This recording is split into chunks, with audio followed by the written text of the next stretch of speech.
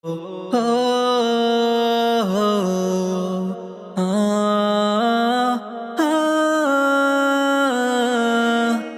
अलैकुम वरहमतुल्लाहि वबरकातुह।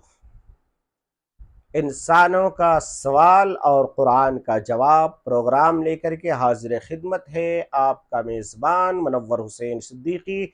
इजाज़त दीजिए, आज एक बहुत अहम सवाल लेकर के आपकी खिदमत में हाजिर हुआ हूँ। आपसे फिर इल्तिजा है, गुजारिश है कि आप अगर हमारे चैनल पे नए हैं तो सब्सक्राइब करना हरगिज़ ना भूलें, बल्कि सब्सक्राइब भी करें, एक दूसरे दोस्तों को भी पहुँचाएँ, ताकि कुरान की तालीमात को फैलाने में आपका बराबर का हिस्सा रहे। अल्लाह आपको जज़ाए खैर अता फरमाए। जमादात भी दुखी होते हैं। जमादात यानी बेजान चीज़ें। एक होता है इंसान, एक होता है जानवर, एक होता है दरख्त, पेड़ पौधे। तो ये जमादात में आते हैं पेड़ पौधे। सवाल इंसान कर रहा है, क्या जमादात भी दुखी होते हैं? सवाल, एक मौलाना साहब बयान में कह रहे थे कि मस्जिद नबवी में मिंबर बनाए जाने से पहले रसूलुल्लाह सल्लल्लाहु अलैहि वसल्लम खजूर के एक तने को मस्जिद के सुतून का भी काम देता था और खुतबा देते वक्त टेक लगा लिया करते थे। मिंबर बन जाने के बाद खुतबा देने के लिए जब आप सल्लल्लाहु अलैहि वसल्लम जगह बदल ली तो खजूर का वो तना तिलमिला उठा, बच्चों की तरह रो पड़ा और फिर आप मिंबर से उतरे और उसके पास गए और उसे चिमटा कर चुप कराया। पूछना यह है कि क्या जमादात में भी शऊर और एहसास होता है और वो भी तकलीफ महसूस करते हैं और रोते और हंसते हैं? जवाब से पहले मैं आपको बताऊं, मेरे वालिद माजिद रहमतुल्लाहि अलैह मौलाना मोहम्मद अली कासमी नव्वरल्लाहु बरकतहू, अल्लाह उनकी कब्र में करोड़ों रहमतें नाजिल फरमाए। एक बार मेरा एक भाई था जिसका नाम मोहम्मद तैयब है। मेरे वालिद साहब के ख़ास उस्ताद हज़रत कारी तैयब साहब हकीमुल इस्लाम रहमतुल्लाहि अलैह थे। तो अपने उस्ताद के नाम पर उसका नाम तैयब रखा और उन्होंने एक दरख्त की टहनियाँ काट दी। जब मेरे वालिद साहब मदरसे से घर आए तो बहुत डांटा, फिर उसके बाद समझाया कि बेटा क्यों काटा इसको बिला मतलब के। फिर मेरे भाई के उंगली को पकड़ करके अब्बा ने कहा कि बेटा अगर ये तेरी उंगली में काट दूं तो कैसा लगेगा? तो रोने लगा। तो कहने लगे कि जिस तरह तुझे उंगली कटने से दर्द होती है, इसी तरह इन दरख्तों के शाखों को काटने से इन दरख्तों को भी दर्द होता है। मेरे आका सल्लल्लाहु अलैहि वसल्लम ने मना फरमाया है कि जब कभी किसी ऐसी जगह से गुजरो तो बिला जरूरत के वहां के दरख्तों को, वहां के फसलों को नुकसान न पहुंचाओ।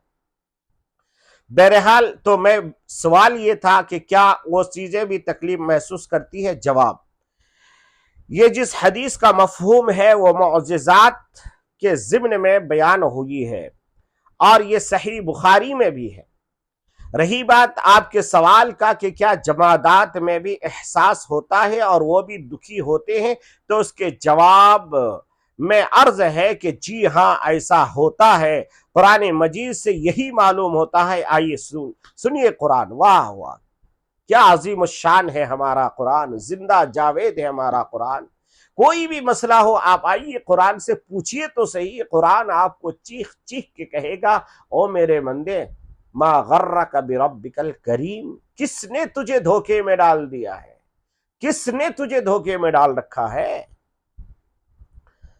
फरमाया सूरत दुखान में फिरौन और आले फिरौन की तबाही के जिक्र के बाद आयत नंबर 29 यानी 29 में, औदु बिल्लाहि मिनश शैतानिर रजीम, बिस्मिल्लाहिर रहमानिर रहीम, फमा बकत अलैहिमुस समाउ वल अर्द, ना उन पर आसमान रोया और ना जमीन। इसका मतलब यह हुआ कि जो लोग अल्लाह के चहीते होते हैं उन पर आसमान और जमीन रोते हैं। हजरत अली रज़ी अल्लाह तआला अन्हु के सामने एक बार ये आयत पढ़ी गई, हाज़रीन में से किसी ने ऐसा ही सवाल किया, आपने जवाब दिया कि हाँ, आसमान और ज़मीन रोते हैं और खुश भी होते हैं। जब कोई नेक बंदा मरता है तो आसमान और ज़मीन खुश होते हैं। आसमान इसलिए खुश होते हैं कि अच्छी रूह आसमान पर जाता है, इल्लियीन में जाता है, और ज़मीन इसलिए खुश होती है कि उस नेक बंदे का खाकी खाकी लिबास जो है उस जमीन के अंदर जाता है। और ये बिल्कुल इसी तरह है जिस तरह कुरान कहता है, अऊज़ु बिल्लाहि मिनश शैतानिर रजीम व इन मिन शैइन इल्ला युसब्बिहु बिहम्दिही वलाकिन ला तफ़क़हून तस्बीहहुम।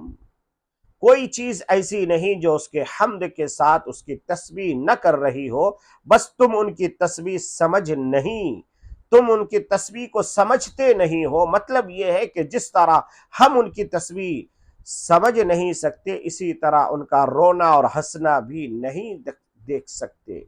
यानी हर दरख्त का रोना और हंसना होता है, मगर हम देख नहीं सकते, सुन नहीं सकते, समझ नहीं सकते। उनकी जुबानें, जिसको अल्लाह ने वो आंखें दी है, वो देखते भी है, सुनते भी है, बातें भी करते हैं। मेरे आका सल्लल्लाहु अलैहि वसल्लम के बारे में हदीस में मफहूम है कि अल्लाह के नबी सल्लल्लाहु अलैहि वसल्लम को एक बार ज़रूरत पेश आई क़ज़ाए हाजत की, वहाँ पर कोई जो है आड़ नहीं था, तो अपने गुलाम से कहा कि जाओ इन झाड़ियों को कहो कि इकट्ठा हो जाए। तो जो दूर दूर से थे, इधर से उधर से सब जमा होने लगे, और फिर सब झाड़ियों ने पर्दा किया। मेरे आका ने अपनी ज़रूरत पूरी की और फिर झाड़ियाँ अपनी अपनी जगह पे चले गए। सही हदीस में। बहरहाल ये एक पहला सवाल था। दूसरा सवाल, जन्नत की सबसे बड़ी नेमत क्या है? दुनिया में मोमिन को मुयस्सर नेमतों में जिस तरह सबसे बड़ी नेमत ईमान है, इसी तरह जन्नत की सबसे बड़ी नेमत क्या है? जवाब, जन्नत में मिलने वाली बेहिसाब बेहद हिसाब नेमतों में सबसे बड़ी नेमत अल्लाह ताला का दीदार और जन्नतियों को इस्लाम का जन्नतियों को अल्लाह का सलाम। जन्नती लोग नेमतों में मगन होंगे, इतने में अल्लाह ताला जलवा फरोज होगा और फरमाएगा, अस्सलामु अलैकुम या अहलल जन्नह। जन्नतियों, अस्सलामु अलैकुम। नबी करीम सल्लल्लाहु अलैहि वसल्लम की एक हदीस में फरमाते हैं कि सूरह यासीन की आयत नंबर 58 यानी 58 फरमाने इलाही है, सलामुन कौलम मिर रब्बिर रहीम। मेहरबान परवरदिगार की तरफ से सलाम कहा जाएगा। यही मतलब है कि अल्लाह ताला का दीदार और सलाम करने का जिक्र सूरतुल अहज़ाब आयत नंबर 44 यानी 44 में यूं आया, तहिय्यतुहुम यौम यल्क़ौनहु सलामा व अअद्द लहुम अजरन करीमा। तहिय्यतुहुम यौम यल्क़ौनहु सलामुन व अअद्द लहुम अजरन करीमा। जिस रोज वो इससे मिलेंगे उनका इस्तकबाल सलाम से होगा, और उनके लिए इससे बड़ा बाइज्जत और अज्र फराहम क्या हो सकता है। यानी अल्लाह का सलाम जिसे मिल जाए उससे बड़ा और कोई चीज नहीं हो सकती।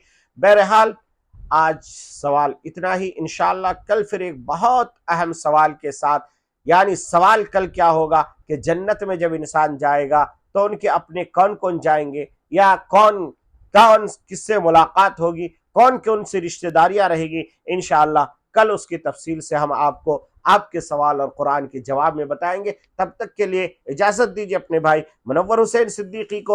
आपसे गुजारिश है कि अगर आपने हमारा चैनल सब्सक्राइब नहीं किया तो फिर एक बार गुजारिश है कि कर ले। दुआओं में याद रखें। अल्लाह तबारक व तआला आपके जुमला मसाइल को हल फरमाए। जो लोग परेशान हाल है उनकी परेशानियों को दूर फरमाए। जो बेरोजगार है अल्लाह उनको रोजी रोटी अता फरमाए। जो मकरूज है अल्लाह उसकी कर्ज की अदायगी की तौफीक अता फरमाए। जो इंसान परेशान हाल है अल्लाह उनकी परेशानियों को दूर फरमाए। आज अचानक एक साथी मिला, शक्ल सूरत से बहुत अच्छा लग रहा था, साथ में उनकी एक छोटी सी बेटी भी थी और उनकी बीवी भी थी, अच्छे लिबास में थे, मगर लोगों से चीख चीख करके वो भीख मांग रहा था। मैं उसके करीब गया, मैंने जाके कहा कि भाई आप इतना अच्छा लिबास में है, आप नौजवान हैं, आप बीवी के साथ, बच्चे के साथ, बच्ची के साथ क्यों भीख मांग रहे हैं? तो उनकी आंखों से आंसू आ गया, अपने दर्द को सुनाया, कहा कि मौलाना मैं जयपुर का रहने वाला हूँ, मैं बहुत परेशान हूँ, मैं कर्ज में डूब चुका हूँ, अच्छा कमाता खाता था, अच्छी तिजारत थी, मैं सऊदी से जो है यहाँ और यहाँ से वहाँ के कारोबार में लगा हुआ था, अचानक कोरोना की वजह से मेरा सारा काम तितर बितर हो गया, आज कर्ज के दबाव में आकर के ये हो गया कि मैं घर में नहीं रह सकता, इसलिए मजबूर होकर के मैं शहर बेंगलोर आया हूँ कि यहाँ कुछ लोग ज़कात की रकम मुझे दे दें ताकि मेरा कर्ज अदा हो जाए। मेरे भाइयों, ये मुझसे एक आदमी मिला, न जाने कितने ऐसे लोग हुए हैं जो इस कोरोना की वजह से करोड़पति भिखारी बन चुके हैं और मजबूरी की जिंदगी गुजार रहे। दुआ कीजिए अल्लाह तबारक व तआला उन बेकसों को अल्लाह तबारक व तआला सहारा अता फरमाए, मकरूज़ीन की कर्ज की अदायगी की तौफीक अता फरमाए, बे औलादों को नेक और सालेह औलाद अता फरमाए।